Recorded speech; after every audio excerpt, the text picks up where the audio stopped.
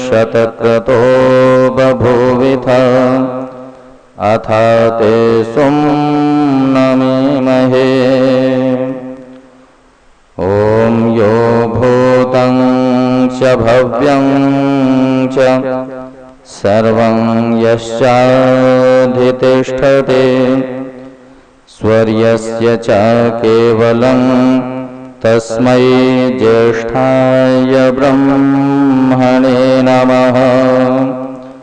तस्मै ज्येष्ठाय ब्रह्मणे नमः। इस पवित्र वेदी पर उपस्थित श्रद्धेय वानप्रस्थ मंडल, जिनके मधुर भजनों को श्रवण किया है महाशय बच्चू सिंह जी,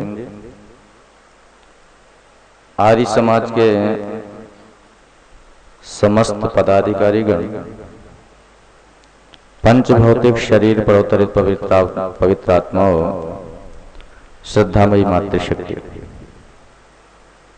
बड़े मार्मिक भजनों को सुनाए हैं। आइए मैं भी एक निवेदन करने का प्रयत्न करूं। तो एक प्रश्न है आप सभी से कि परमात्मा ने जिस संसार में हमें भेजा है, तो इस संसार में कितनी सत्ताओं का खेल चल रहा है? क्यों जी? वो सत्ताएं हैं तो खेल है, और वो सत्ताएं नहीं होंगी खेल बिगड़ जाएगा। इस संसार में कितनी सत्ताएं हैं जिनका खेल चल रहा है, जिनके कारण से इस संसार का खेल है। कौन सा वार्षिक उत्सव है आर्य समाज का प्रधान जी? तीसरा,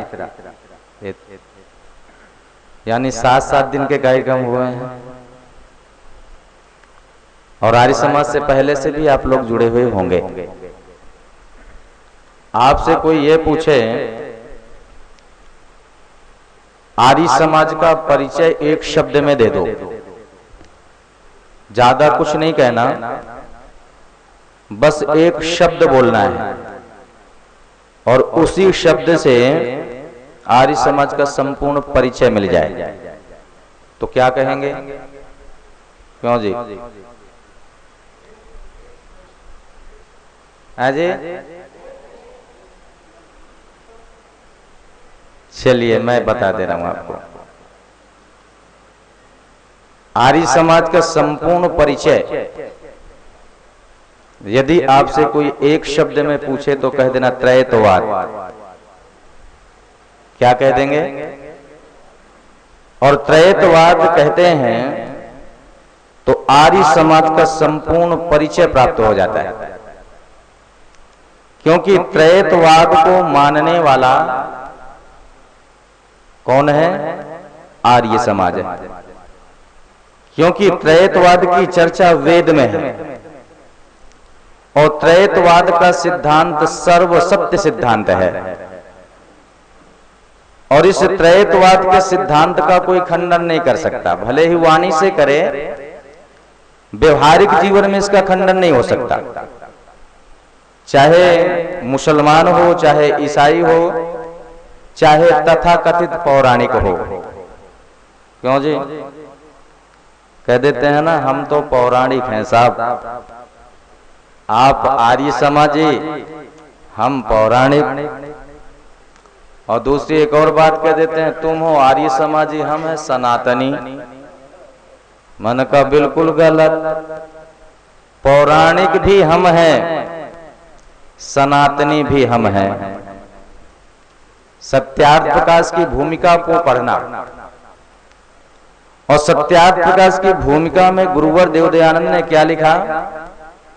जो पुराण है ये सारे के सारे पुराण नवीन रचनाएं हैं, महाभारत के बाद की रचनाएं हैं। और सबसे पुराना इस विश्व में क्या है? सारे विश्व ने इस बात को स्वीकार किया कि विश्व के पुस्तकालय में सबसे प्राचीन ग्रंथ किसे माना? ऋग्वेद को माना। यानी जब सबसे पुराना वेद है तो वेद क्या हो गया जी? पुराण। और उस वेद रूपी पुराण को मानने वाला कौन है? आर्य समाजी। तो जो पुराण को मानता है वही तो पौराणिक है। तो हम सब वेद को मानते हैं और वेद का ही नाम पुराण है, तो हम क्या हो गए? पौराणिक, सच्चे अर्थों में पौराणिक। वो तो तथाकथित पौराणिक है और हम सच्चे अर्थों में पौराणिक। और दूसरी बात क्या कही? हम तो सब सनातनी हैं। मैंने कहा तनातनी हो सनातनी, तनातनी तो करते हैं लेकिन सनातनी नहीं हो सकते। क्यों जी? एक शब्द है, दो शब्द समझना पहले, सनातन से पहले दो शब्द समझना। एक नूतन और दूसरा पुरातन। और नूतन और पुरातन अपेक्षाकृत शब्द हैं। मैं आपसे प्रश्न करूं, ये जो माइक है ये नया है कि पुराना? क्यों जी? कुछ तो बोलो गंगापुर वालों। कुछ कह रहे हैं नया है, कुछ कह रहे हैं पुराना। याद रखना, ये जो वस्तु बनती है बिगड़ती है वो नूतन और पुरातन की कोटि में आती है, क्योंकि नूतन और पुरातन अपेक्षाकृत शब्द है। ये माइक नए की अपेक्षा से पुराना है और पुराने की अपेक्षा से नया है। और जो ना कभी बनता है ना बिगड़ता है वही क्या है? बोल लो जरा। सनातन है।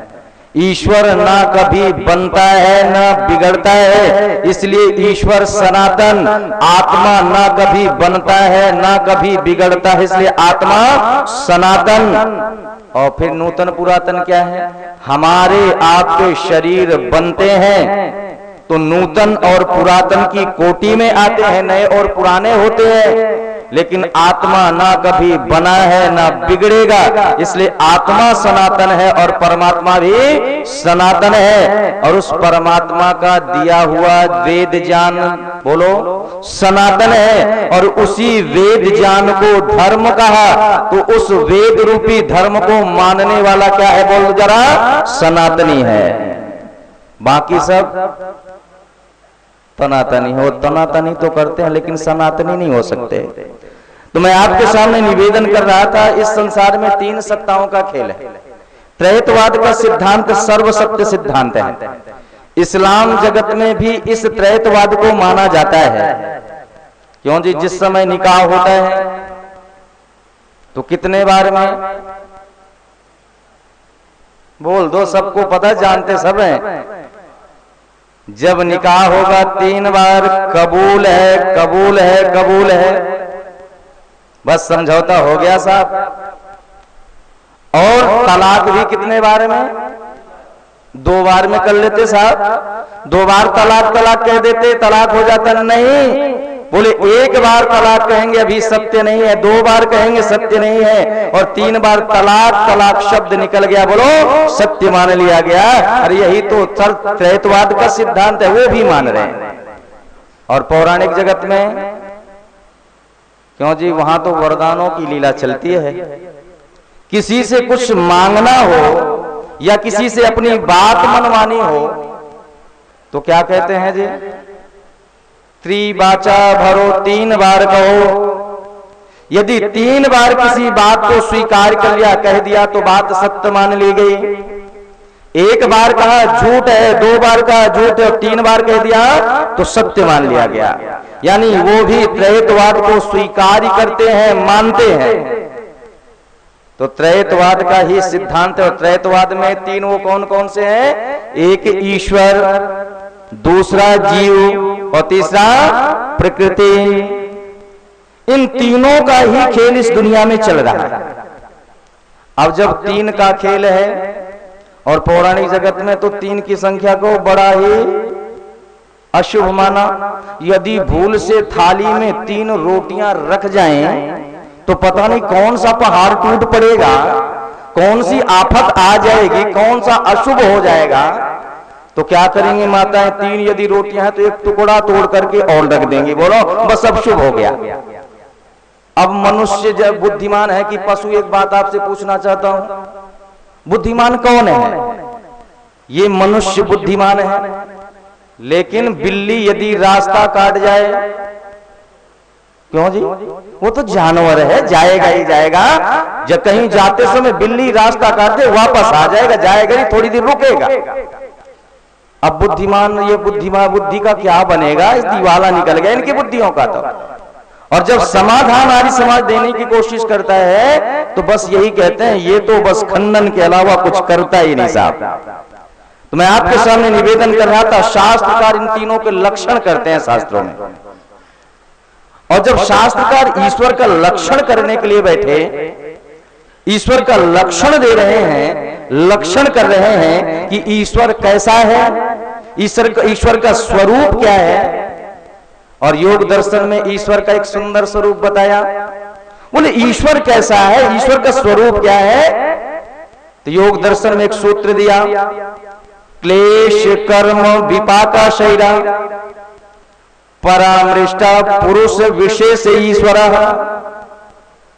बोले ईश्वर का लक्षण क्या, ईश्वर का स्वरूप क्या है? बोले क्लेश यानी दुख, कर्मों का परिणाम दुख नहीं भोगना पड़ता, कर्मों का विपाक फल भोगना जिसे नहीं पड़ता वो ईश्वर है। क्यों जी? राम को यदि हम ईश्वर मान लें तो राम को कर्मों का परिणाम फल भोगना पड़ा, और श्री राम ने स्वयं स्वीकार किया है इस बात को। और कहां पर स्वीकार किया? जिस समय लक्ष्मण मूर्छित पड़े हैं और श्री राम उस समय व्याकुल होकर के, परेशान होकर के, चिंतित होकर के क्या कहते हैं, पता नहीं कौन से जन्म का मेरा पाप कर्म है जो आज मेरा भाई लक्ष्मण मूर्छित पड़ा है, मरणासन्न पड़ा हुआ है। इससे पता चला राम भी कर्म फल सिद्धांत से, बोलो, कर्म का विपाक परिणाम उन्हें भी भोगना पड़ा। और जिसे कर्म का परिणाम भोगना पड़ता है वो ईश्वर नहीं है, वो महापुरुष है, साधारण पुरुष है, लेकिन ईश्वर नहीं हो सकता। लेकिन हमने तो चमत्कार करने वालों को ईश्वर मान लिया साहब। क्यों जी? माना कि नहीं माना? एक आया अनपढ़ जादूगर, उसने सर पर हाथ डाला, पगड़ी में हाथ डाला और पगड़ी से रसगुल्ला निकाल करके ले आया। और जैसी रसगुल्ला दिखाया, लोग अपनी बुद्धि पर ताला डाल करके बैठे हैं, बुद्धि से सोचने का काम नहीं करते, बस यही समझ लेते हैं तू ही भगवान है। अरे तूने तो रसगुल्ला बना करके दिखा दिया। जेब में हाथ डाला, एक सोने का आभूषण निकाल करके दिखा दिया, और क्या मान लिया? उसे भगवान मान लिया, ईश्वर मान लिया। याद रखना, रसगुल्ले दिखाने वाला, रसगुल्ले बनाने वाला हलवाई तो हो सकता है, लेकिन ईश्वर नहीं हो सकता। सोने चांदी के आभूषण बनाने वाला, याद रखना, अरे स्वर्णकार तो हो सकता है, लेकिन ईश्वर नहीं हो सकता। अरे इसे तो चमत्कारी ईश्वर तब मानते जब जेब में हाथ डाल करके पृथ्वी निकाल देता साहब, एक और जेब में, दूसरे जेब में हाथ डालता, सूर्य निकाल करके दिखा देता, तो हम मान लेते, क्योंकि सूर्य की रचना करने वाला परमात्मा, पृथ्वी को बनाने वाला परमात्मा है। अरे जो पृथ्वी को बनाता है, सूर्य की रचना करता है, चंद्रमा की रचना करता है, वनस्पतियां बनाता है, अरे वो ईश्वर है। रसगुल्ला बनाने वाला ईश्वर नहीं है। अरे वो तो पुरुष हो सकता है, महापुरुष हो सकता है, लेकिन ईश्वर नहीं हो सकता। अब शास्त्रकार ईश्वर का लक्षण कर रहे हैं, और जब शास्त्रकार ईश्वर का लक्षण करने के लिए बैठे तो ईश्वर के लक्षणों में इच्छा शब्द कहीं नहीं आया। और क्यों नहीं आया?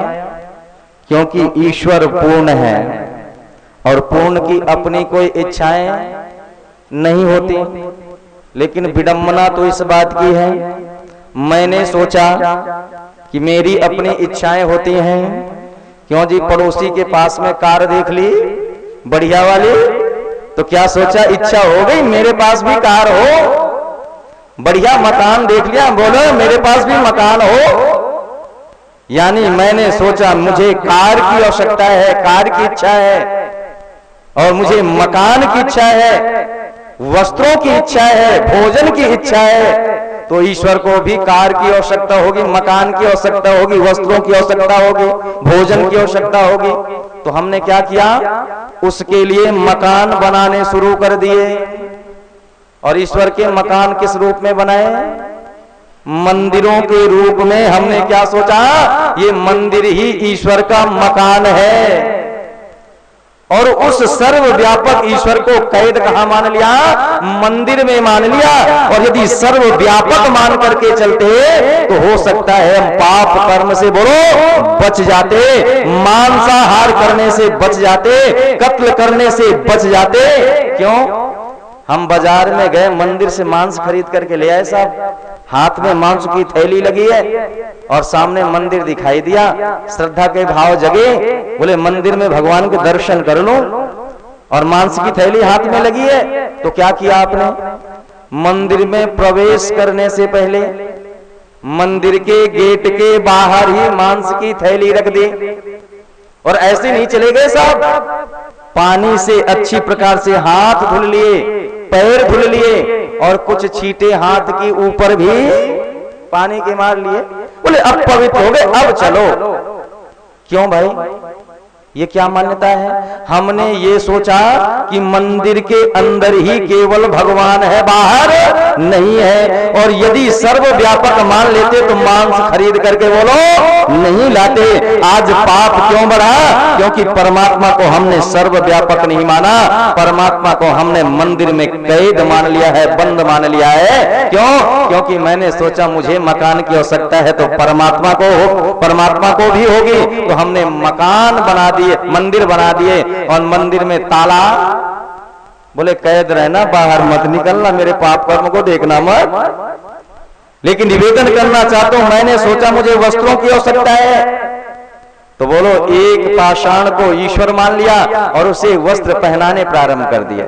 मैंने सोचा मुझे भोजन की आवश्यकता है, क्योंकि प्राण भोजन से ही बलवान बनता है, तो बोले जैसे मेरे प्राणों की रक्षा के लिए भोजन की आवश्यकता है, तो ईश्वर को भी भोजन की आवश्यकता होगी। तो प्रसाद लेकर के सुबह सुबह मंदिर में पहुंच गए। लेकिन फिर ईश्वर से पूछा, क्या आप मकान की इच्छा करते हैं? क्या वस्त्रों की इच्छा करते हैं? क्या भोजन की इच्छा है? तो वेद में स्पष्ट ईश्वर ने कह दिया, बस क्या कहा, ऐ संसार के लोगों, इन सांसारिक वस्तुओं की मुझे कोई इच्छा नहीं है, मेरी कोई इच्छाएं नहीं है। और वेद क्या कहता है, अकामः, उस परमात्मा की कोई कामनाएं, कोई इच्छाएं नहीं है। इच्छा कौन करता है? ये देहधारी इच्छाएं करता है। और देहधारी कौन है? जीवात्मा। परमात्मा देहधारी नहीं है, इसलिए उसकी कोई इच्छाएं नहीं है। और स्थिति हमारी क्या हो गई साहब? एक उदाहरण दे रहा हूं, आसानी से समझ में आएगा। एक पिता ने अपने पुत्र से कहा, बेटे तू पढ़ता नहीं, और आज तो बच्चों से बात कही जाती है पढ़ने के लिए, बेटे पढ़ ले, अच्छी तरह से पढ़ ले, अच्छी सर्विस लग जाएगी तो क्या होगा, तेरा विवाह अच्छा हो जाएगा। और यदि पढ़ेगा नहीं तो नौकरी नहीं लगेगी, सर्विस नहीं लगेगी, तो तेरा विवाह नहीं होगा। बस इसी से पढ़ना शुरू कर देता है, विवाह के चक्कर में ही। क्यों? नौकरी बढ़िया मिल जाएगी तो विवाह बढ़िया हो जाएगा।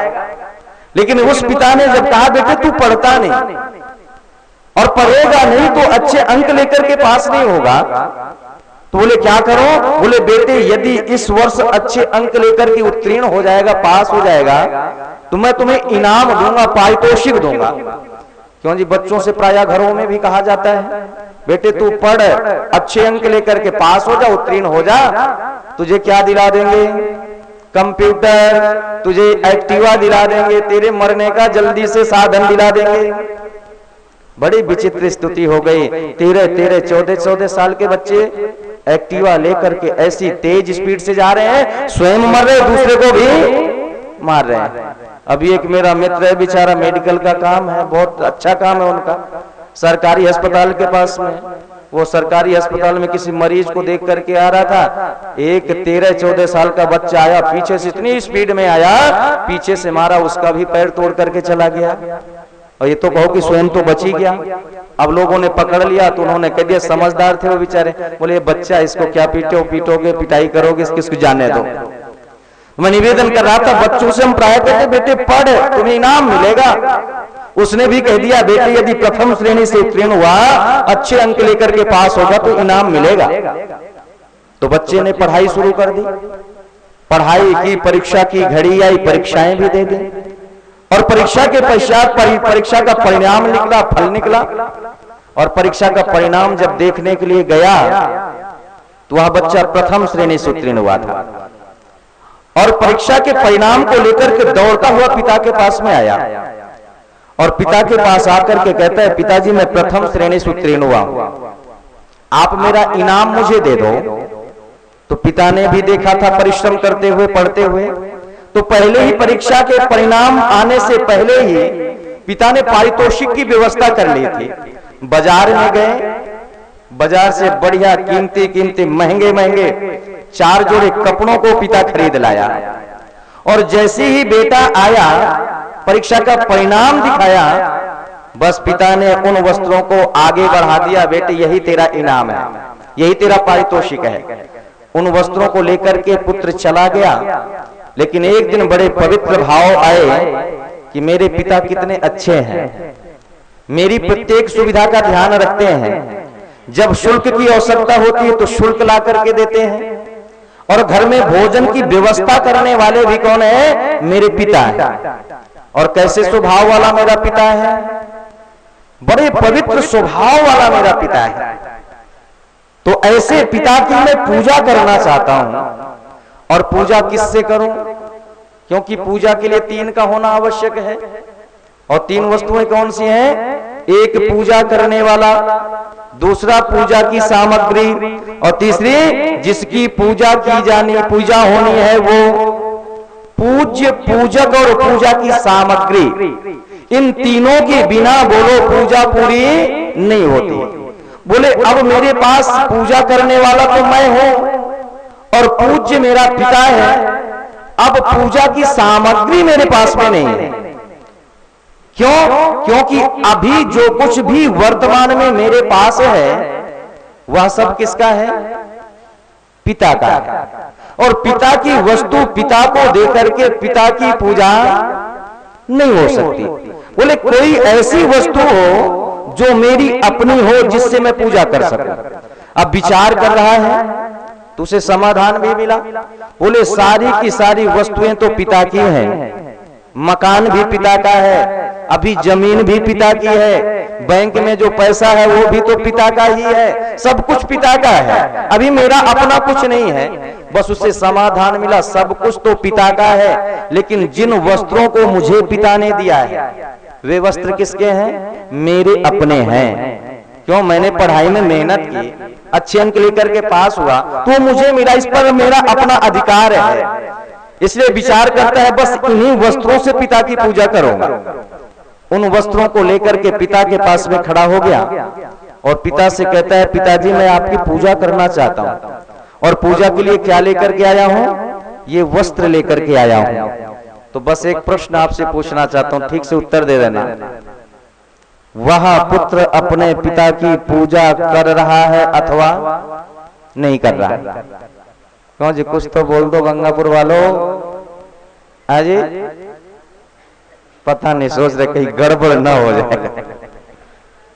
देखो हाथ काफी, एक आदिलर नहीं कर रहा। चलो मैं पूछ लेता, कह देता हूं नहीं कर रहा, तो क्यों नहीं कर रहा? क्यों जी?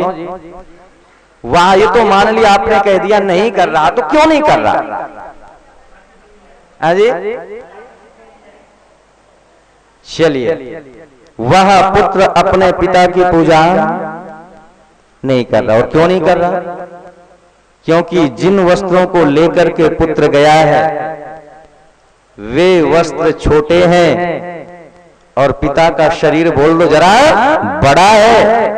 उन छोटे वस्त्रों से पिता की आवश्यकता की पूर्ति बोलो नहीं हो सकती है, इसलिए उन वस्त्रों से पिता की पूजा संभव नहीं है। लेकिन हम भी तो ईश्वर के साथ यही कर रहे हैं। क्यों जी? वस्त्रों को, ईश्वर को वस्त्रों की आवश्यकता नहीं है, इसलिए वस्त्र देकर के ईश्वर की पूजा संभव नहीं है। परमात्मा को भोजन की आवश्यकता नहीं है, इसलिए प्रसाद नैवेद्य चढ़ा करके ईश्वर की पूजा संभव नहीं है। परमात्मा को मकान की आवश्यकता नहीं है, इसलिए मंदिर बना करके ईश्वर की पूजा संभव नहीं है। लेकिन आज हम यही तो कर रहे हैं। हम सोचते हैं मकान बना दें, मंदिर बना दें, ईश्वर की पूजा हो जाएगी। अरे ईश्वर की पूजा तो तब होगी जब ईश्वर के बताए हुए रास्ते पर चल जाए, चल पड़े और ईश्वर के गुण कर्म के स्वभाव के अनुसार अपना गुण कर्म स्वभाव बना ले। ईश्वर दयालु है तो मैं भी अब जीवों पर दया करना बोल दो जरा, सीख जाओ। अरे मैं भी जीवों पर दया करूं, लेकिन यहां तो पाप ही धर्म के नाम पर और ईश्वर के नाम पर किया जाता है। याद रखना, अधर्म का कोई पैर नहीं होता। अधर्म चलता ही धर्म के ऊपर सवार होकर के, धर्म के सहारे पर। याद रखना, पशु बलि दी जाती है तो किसके नाम पर बोलो? धर्म के नाम पर। यदि पशुओं की बलि चढ़ाई जाती है तो देवी देवताओं के नाम पर। अरे उस देवी को जाकर के देख तो लेते एक बार। केवल हम सोचते हैं दूसरे लोग करते हैं, दूसरे तो करते ही करते हैं, हम भी उनसे पीछे बोलो नहीं है। सहारनपुर और उत्तरांचल की सीमा पर एक मंदिर है, एक पहाड़ की छोटी सी गुफा पड़ती है। इधर सहारनपुर, उधर देहरादून लग जाता है। दोनों सीमाओं पर देहरादून में भी एक देवी का मंदिर है और सहारनपुर की उत्तर प्रदेश की सीमा में भी एक देवी का मंदिर है, लेकिन दोनों का भोजन अलग अलग है। सहारनपुर की जो सीमा में देवी है, उस देवी का प्रसाद वो देवी चना और गुड़ खाती है, और जो देहरादून की देवी है वो चना नहीं खाती, वो बकरों को खाती है। ध्यान देना। लेकिन उसको जब गौर से देखोगे तो वह देवी भी जीभ निकाल करके खड़ी है और दुनिया के लोगों को बताना चाहती है, संदेश देना चाहती है। अरे छोटे बच्चों को वाणी न दे करके परमात्मा ने उन मूक प्राणियों के दुखों को समझने की एक व्यवस्था दी थी। क्यों जी? बच्चा 2.5-3 वर्ष तक नहीं बोलता, और उस समय यदि वो बच्चा बीमार हो जाए तो अपने दुख को, वाणी से कष्ट को व्यक्त बोलो नहीं कर सकता। क्यों नहीं परमात्मा ने समय वाणी दी?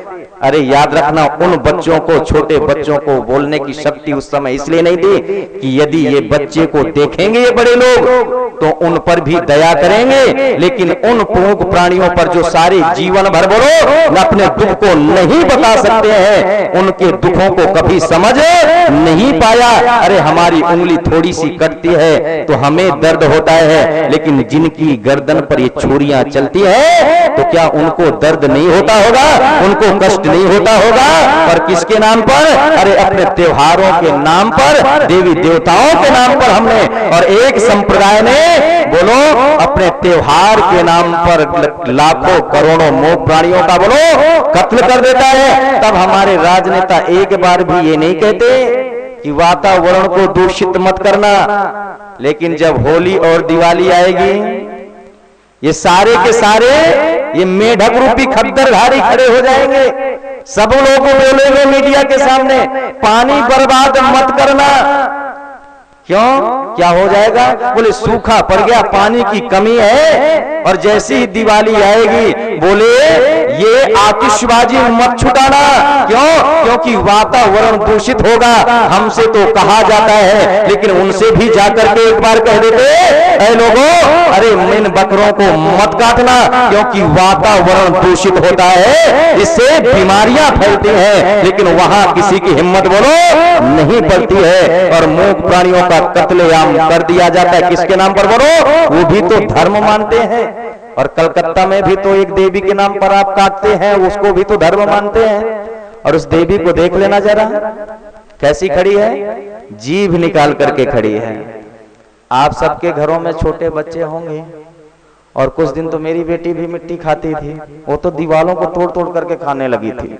बड़े मुश्किल से दवा जब दिलाई, कई बार इंजेक्शन भी लगवाए, तब जाकर के पीछा छूटा। तो मैं निवेदन कर रहा था, जब छोटे बच्चे होते हैं केमिकल्स की कमी होती है, विटामिन की भी कमी शरीर में आ जाती है, तो मिट्टी खाते हैं। आपने देखा कि मिट्टी खा रहा है, और जैसी आपने आवाज दी, बेटे आपने मिट्टी खाई है, तो क्या करेगा? यदि मिट्टी खा रखी होगी तो क्या करेगा? वो अपना मुंह छुपाएगा। और यदि मिट्टी नहीं खाई है तो क्या करेगा? बस तुरंत मुंह खोलेगा, खोल करके जीभ निकालेगा और कहेगा, देख मां, मैंने मिट्टी नहीं खाई। अरे वो देवी तो यही जीभ निकाल करके आपसे कहना चाहती है, लोगों, मैंने अभी तक कोई बकरा नहीं खाया, विश्वास ना हो तो लो, देख लो मेरा मुंह, मैंने एक भी टुकड़ा बकरे का नहीं खाया। अरे मेरे नाम पर तो और लोग खा रहे हैं। किसके नाम पर? धर्म के नाम पर, ईश्वर के नाम पर। बोलो, ये अत्याचार समाज में हो रहा है। इसलिए मैं निवेदन कर रहा था, ईश्वर की कोई इच्छाएं नहीं है, इसलिए ईश्वर की इच्छाओं की पूर्ति हम नहीं कर सकते। अब शास्त्रकार प्रकृति का लक्षण करते हैं।